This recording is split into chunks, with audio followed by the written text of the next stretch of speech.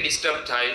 અને અત્યારની જે માર્કેટ કન્ડિશન છે, દરેક લોકોના ઘરમાં જે અત્યારે ચેલેન્જીસ હોય છે, મેક્સિમમ હેલ્થમાં ચેલેન્જીસ કેવા હોય કે જે ડાયાબિટીસ, બીપી કે કોઈ ને કોઈ દવા ચાલતી હોય.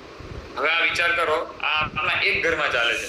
આવું તો કેટલા બધા લોકો હોય છે કે જે પેલું મિસકન્સેપ્શનમાં જીવન જીવે છે. તમે કીધું પૂનમબેને કીધું લિગામેન્ટનો પ્રોબ્લેમ હતો, હવે ડોક્ટરે ઓપરેશન કરાવવાનું કીધું હતું.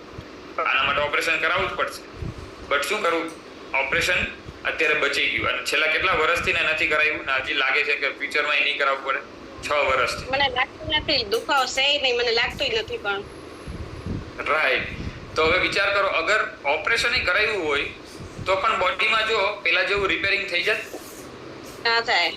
તકલીફ તો રહેશે ને, પેન તો રહેશે ને. ઓપરેશનમાં એક ડોક્ટરે મને એમ કીધું હતું કે તમારું વજન ઓછું થશે ને તો દુખાવો ઉતરી જશે જાતે. એવું નથી કે લિગામેન્ટ નસ તૂટી ગઈ છે તો તમારે ઓપરેશન જ કરાવવું પડશે. ના, તમારું વેટ ઓછું કરો તો કદાચ તમને પેન ઓછું થઈ જાય. એમ મેં કીધું હાલવાનું તો થતું નથી તો વેટ કેમ ઓછું કરીએ એમ. પછી મારા એક મામાના વહુ છે ને, એને મને ખબર કાઢવા ગયા હતા કે તમે અહીંયા આવો, કદાચ તમને કદાચ એમ સારું થઈ જાય એમ. પછી અમે બેન ને ત્યાં ગયા હતા. Very good. અહીંયા ચાલુ જ છે મારે. Very good, super. સમજો, અગર 1 મહિનો 2 મહિના કર્યું હોત અને તમને એમ લાગે કે હા બસ હવે મટી ગયું, મને પહેલા કરતા થોડુંક સારું થઈ ગયું, બરાબર ને, તો તમને શું દેખાત આગળ? ના, કન્ટિન્યુ રાખીએ એટલે સારું લાગે એમ. કન્ટિન્યુ રાખવાથી ને સારું લાગ્યું, એનો મતલબ શું થયો? અગર ઘણા બધા લોકો છે ને, પૂનમબેન એક ક્વેશ્ચન પૂછું, ઘણા બધા લોકો આમાં કોસ્ટ વિચારતા હોય કે હવે 6 વર્ષથી હું રોજ દર મહિને રિચાર્જ કરું તો મને કોસ્ટિંગ મોંઘું ના પડે? આના કરતા ઓપરેશન કરાવ્યું હોત તો સસ્તું પડત ને? ના, ઓપરેશન મોંઘું પડે. ઓપરેશન પેન તો રહેવાનું છે ને. એક ડોક્ટર સરે મને એમ કીધું કે પેન રહેવાનું છે, એમ નથી કે તમારે ઓપરેશન થયા પછી તમને પેન ન રહે. હા, અચ્છા, તમે ડોક્ટર પાસે શા માટે ગયા હતા? પેન હતું એટલે ઘણા બધા ડોક્ટરને સલાહ લેવા માટે. પછી એક ડોક્ટર મને સલાહ આપી કે તમારું વજન ઓછું કરો, એમાં તમને સારું થઈ જાય એમ. રાઈટ. અચ્છા, આ તો ફોર એક્ઝામ્પલ અત્યારે આ સેશન માટે બતાવું છું. વજન ઓછું કરવા માટે તો ડોક્ટરના સલાહ દઈ દે તમને, ક્યાં તો ખુદ તમે ના કરી લે તો વજન ઘટાડી લે? તમને એવું શા માટે લાગ્યું કે મારે કોઈની સલાહની જરૂર છે, મારે કોઈના સહકારની જરૂર છે, મારે કોઈ એવી કોમ્યુનિટી વાઇઝ દ્વારા મારું રિઝલ્ટ બદલાવવું જરૂરી છે, અધરવાઇઝ તો હું પ્રોબ્લેમમાં આવી જઈશ, એવું શા માટે લાગ્યું?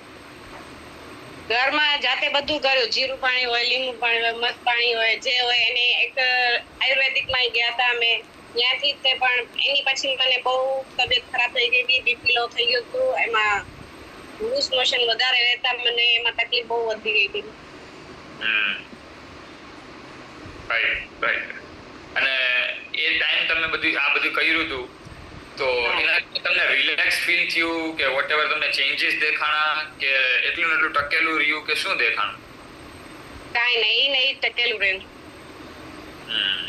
તો વિચારવા જેવું છે, અગર આપણે એવું કેલ્ક્યુલેટ કરતા હોય, બરાબર ને પૂનમબેન, તમે કેલ્ક્યુલેટ કર્યું તો એવું કે ભાઈ આ તો મને બહુ મોંઘું પડશે?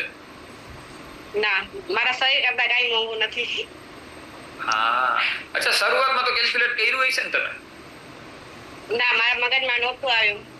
મેં કીધું દવા ખાવા કરતા ઈ પીવાનું ઈ સારું ને એમ. હા, રાઈટ.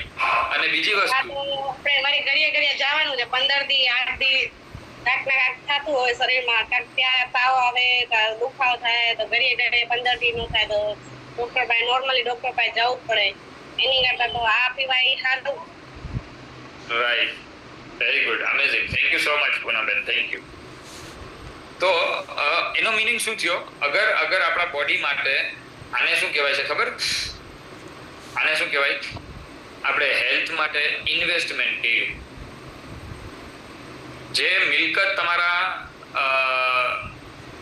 કે ગ્રાન્ડ પેરેન્ટ્સ જે છોડી ગયા છે ને, હવે કોઈ એમ કીધું કે તમે મારી હેલ્થ લઈ લ્યો, હેલ્થમાં સુધારો કરી દો, તમે મિલકત લઈ જાઓ.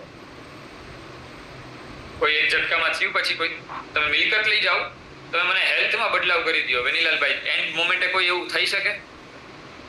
શું જાય? આપણે ખુદ જાય, મિલકત તો ત્યાં જ રહી ગઈ ને. હવે જરૂરી શું હતું? વ્યક્તિ ઇમ્પોર્ટન્ટ હતો કે મિલકત ઇમ્પોર્ટન્ટ હતી? વ્યક્તિ ઇમ્પોર્ટન્ટ હતો ત્યારે.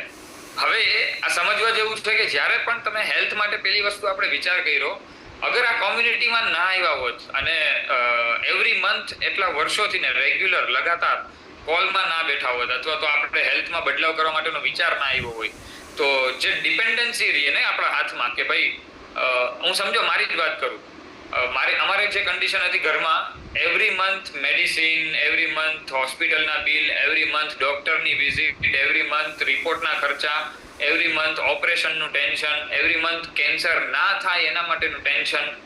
હવે આમાં જિંદગી 30 દિવસના મહિનામાં તમે શું જીવન જીવી શકો? ચલો મારા ફાધરને કેન્સર આવ્યું હતું, તમારા કદાચ ફેમિલીમાં કોઈક એકાદુકાને કોઈને આવ્યું હોય, તમે એનું નિયર અબાઉટ તમે ચેક કરી શકો કે એના માઇન્ડસેટ, એમની મેન્ટલ હેલ્થ, રાઈટ, એમની ફિઝિકલ હેલ્થ, એમના બિઝનેસમાં ઉતાર ચઢાવ, એમની જોબમાં ઉતાર ચઢાવ, કેટલી બધી લીવ લેવી પડે, કેટલા બધા લોકો ધક્કા ખાય. અને વિચાર કરો, હવેની જે લાઈફ આ કોમ્યુનિટીમાં એવરી સિંગલ મંથ રિચાર્જ કરતા બોડીને હેલ્થમાં બદલાવ કર્યો, તો છેલ્લા 8.5-9 વર્ષ થઈ ગયા છે કે કોઈ પણ વ્યક્તિ હોસ્પિટલાઇઝ નથી થયું. કોઈ પણ વ્યક્તિ રિપોર્ટ માટે ક્યાંય જવું નથી પડ્યું. વિચારો, અમારે ડોક્ટરને મતલબ કોઈને અગર ફ્યુચરમાં કોઈનો ફોન બી આવતો હોય ને કે મારે આ તકલીફ થઈ, મારે આ કયા ડોક્ટરને બતાવવા જવું, તો અમારે કોઈ એવા વ્યક્તિને પૂછતાછ કરવી પડે કે ભાઈ ડોક્ટરની તપાસ કરવાની છે, કયો ડોક્ટર સારો છે, કયા ડોક્ટર પાસે મોકલવા જેવું છે, કયા ડોક્ટરને બતાવવા જવા જેવું છે, રાઈટ. મતલબ એ ચેપ્ટરમાં જ નથી. અને એ જીવન જીવવાની કેવી મજા આવશે? ના રિપોર્ટ કરવા જવા પડે, બરાબર, ના મેડિસિન લેવા કરવા મૂકવા દેવા જવું પડે, ના હોસ્પિટલે જવું પડે. કેટલા લોકોને ગમે બહુ જીવન જીવવું હોય? તો લાગે ને, બદલાવ લાગે કે નહીં? બરાબર ને? હવે સમજો એક વસ્તુ છે, અહીંયા બેસેલા ઘણા બધા લોકો છે કે જેની દવાઓ ચાલે છે. કોઈને બીપી, ડાયાબિટીસ, કોલેસ્ટ્રોલની દવાઓ ચાલે છે, અથવા તો પહેલા ચાલતી હતી. કેટલા લોકો એવા છે કે જેમની બીપી, ડાયાબિટીસની કોઈને કોઈ એવી દવા ચાલતી હતી. બટુકભાઈ, તમારે કઈ હેલ્થમાં શું બદલાવ આવ્યા અને પેલા પ્રોબ્લેમ હતા કઈ?